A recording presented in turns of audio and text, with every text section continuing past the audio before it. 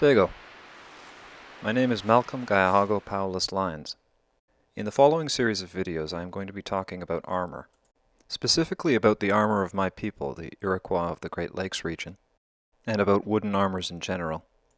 This first video will serve as an introduction. The second half of this video will talk about the construction of my recreation, and a follow-up video will show the armor in more detail and talk about the practicalities of it.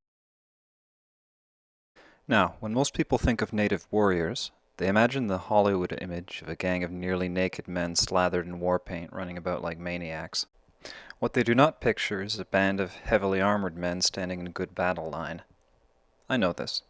I thought it too at one point. Hollywood casts a long shadow. There is a tendency to associate armor and military sophistication in general with metalwork. When I talk about a suit of armor, you no doubt think of a knight from the High Middle Ages. This is natural. I speak from my own experience. Let me tell you a story. In the early days of European exploration, there was an explorer named Champlain. The first people he met were the Hurons. He recognized the usefulness of having allies in this new world, and attempted to befriend them with gifts and trade. The Hurons were pleased by this, but they told him, "If you want to be our ally, then prove it. We are at war with those pesky Iroquois down south. Give us a hand with them, we'll be your friend." Champlain agreed to this, and took several of his Frenchmen to accompany a Huron war party. After some time exploring, they came upon a war party of several hundred Iroquois. The two sides array their forces. They are described as being arrayed in good battle line, with the front line consisting of warriors in heavy armor and with big shields. Champlain describes the armor as being made of wooden boards bound with thread. He included an illustration in his memoirs, of which a contemporary woodcut has survived. The battle commences. The two sides exchange arrows and insults. Champlain and two of his Frenchmen step forward. They lower their arquebuses at the most well-decorated Iroquois. Bang! When the smoke clears, the three Iroquois leaders lie dead, killed through their armor. Everyone looks around in shock, struggling to comprehend what had just happened. The Frenchmen calmly begin reloading. The Iroquois look down at their three dead champions. "Oh my God, they're dead. Just like that. Those shiny white fellows killed them just like that. Those were our best three guys and they're dead. Our best three guys in the best armor, dead. Jesus Christ, they killed them right through the armor? They just... Oh. If they can do that to our best guys in the best armor, just think what they could do to me, because I'm not one of our best guys. Those guys were our best guys. By definition, I'm not one of the best guys. I'm not as good as them. And if our best guys couldn't do it, what chance do I have? Because I'm not the best guy. Oh, wait. If our best guys are dead, maybe now I am one of the best guys. Which means... Uh-oh. They're going to go for me next. Oh. I don't want to be here anymore. Alright. That's it. I'm off. See ya. And the Iroquois run as if the devil was after them, casting aside their armor as they flee. This account, paraphrased from the writings of Sam Champlain, is the first recorded encounter with the armor of the Northeast. There are only a handful of other surviving accounts. The Iroquois were cunning warriors. They learned quickly from their failures. The battle with Champlain had taught them that their armor was of no use in this brave new world. Within a decade or so, its use had ceased entirely. Now, when I read that account, it stuck in my mind. As a history enthusiast, I'd always had a bit of an inferiority complex. Across the pond, they're always digging up suits of armor and swords, and what do we got? Pieces of broken pottery and arrowheads. So when I learned that we too had suits of armor, well, you can understand why I wanted to learn more. Unfortunately, there are only two good eyewitness accounts of this armor: Champlain's memoirs and illustration, and the writings of Gabriel Sagard, both of which say largely the same thing, describing it as an armor of wooden sticks bound very tightly with cord, and an old Huron word in the writings of Sagard, aquientor, which means it covers with sticks. I scoured the depths of the library and the internet, but to little avail. Modern writers have nothing much to add to the writings of Champlain and Sagard beyond repeating and paraphrasing, although it is useful to have good information consolidated into a single location. I scoured the online archives of every museum I could think of. I remembered seeing surviving armors from the Pacific Northwest and the far north when I had visited various museums throughout my life, but it was to no avail. I did, however, manage to find a reconstruction that was displayed at the Canadian War Museum in Ottawa. It's interesting to look at, but I don't think it's right. This armor here is made like a wicker basket, whereas the literary descriptions very specifically describe it as being made of wooden sticks bound together with cord. It also only matches the illustration in a rough sense. I also have concerns about its efficacy. In order to be flexible enough to be woven in this way, the strips of wood need to be made very thin. I'd be very interested to see armor like this tested against stone arrows. Regardless of how it performs, I'm unconvinced by its appearance. As far as I know, there are no surviving examples of Iroquoian armor. Wood doesn't survive well, and this armor has not been produced in 400 years. So it goes. There existed in history a brief window of a decade or so in which a handful of Europeans saw this armor. Of that handful, only a scarce few wrote about it. Of those writings, only a couple are of any real value. And then that window was gone, and no one has seen this armor in 400 years. Think of all that can happen in 400 years. 400 years ago, the King James Bible was first published. 400 years ago, Queen Elizabeth I had just died. 400 years ago, your great-great-great-great-great-great-great-great-great-great-grandfather was born. Is it any wonder not much has survived? I would like to take this moment to talk about Native history.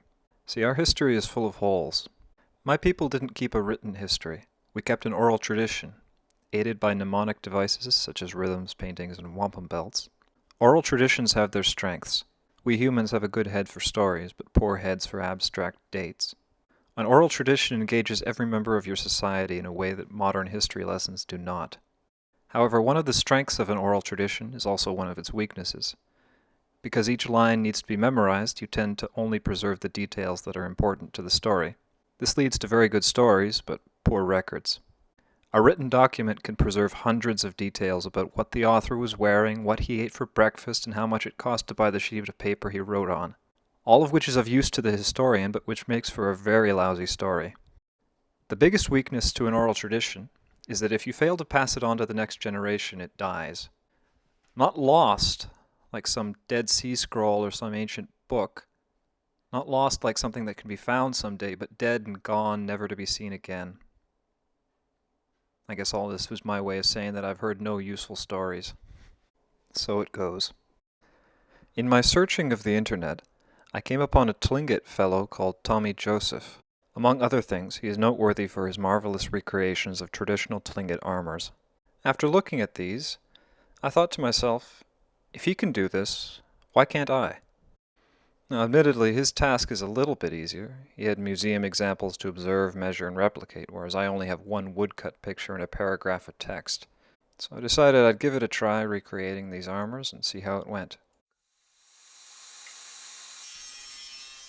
So I began cutting wooden slats and lacing them together. Once I had a panel made, I would set it up against a straw bale and try to get through it with various weapons.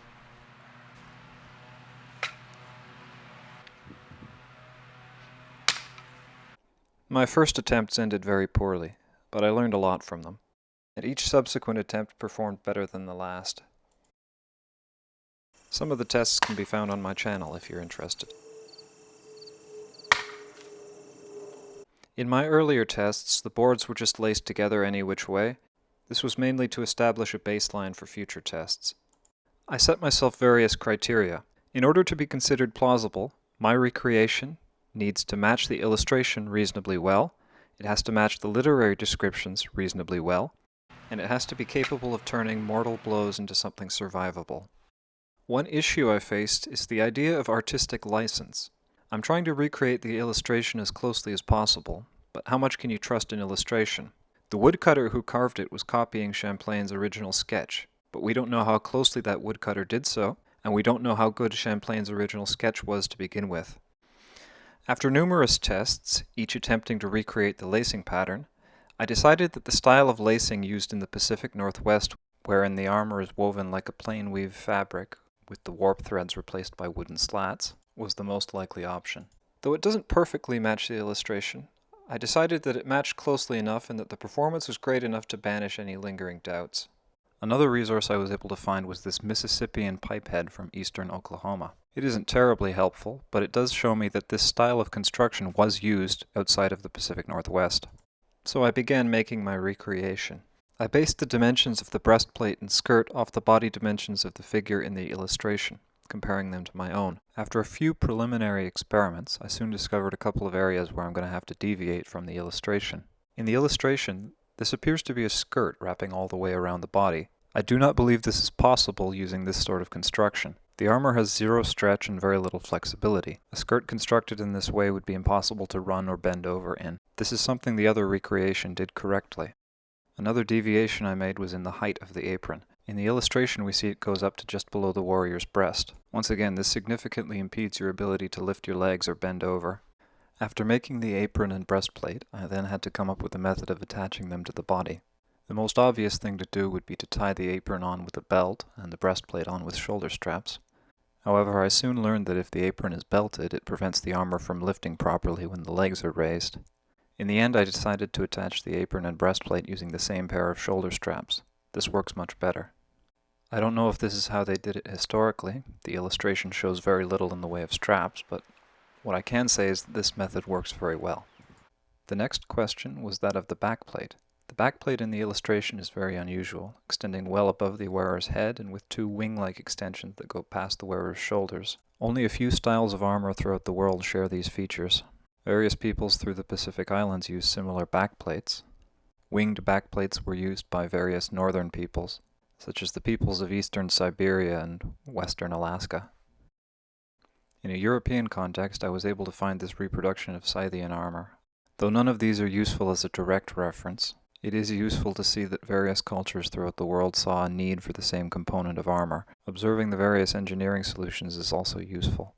Two construction details can be gleaned from the illustration. Firstly, the wing panels have their own strap. A single strap positioned here is inadequate for suspending the armor. Therefore, there must be an additional shoulder strap which is not pictured here. The second important detail are these horizontal black bands. I believe this shows us how the armor was articulated. I then constructed the panels and found that this design works quite well. Moving on. Now let's take a look at the legs. Now this is clearly something different from the breastplate and backplate. I interpret these as wooden slats being sewn through holes rather than woven. This method of construction required some troubleshooting, but eventually I was able to come up with a solution that looks right and works. The final piece is the helmet. This is clearly something different from both the breastplate and the shin guards. There are a number of possibilities for the helmet, and I'm not entirely sure that I've picked the right one. It could be woven from corn husks, it could be woven from ash slats like a basket, it could be some variation of the breastplate construction. What it reminded me the most of, though, was the boar tusk helmets worn by the Mycenaean Greeks. Thinking this was my best bet, I tried making a reproduction in this style. The end result isn't a perfect match, but I think it's pretty close. For the liner, I did a simple 4-panel cap.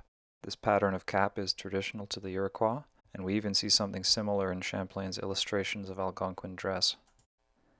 There are plenty of other possibilities for the liner. One idea that I quite like is that it could have a bent ash frame, similar to the headdresses worn with regalia. I like this idea because it would link modern ceremonial wear to actual military equipment, but I don't have anything to support this theory, so I just went with the simplest option. Well, I think I've said everything that needs to be said by way of an introduction. In part 2 of this video, I'll be showing off the armor in more detail, along with talking about some of the practical elements of it.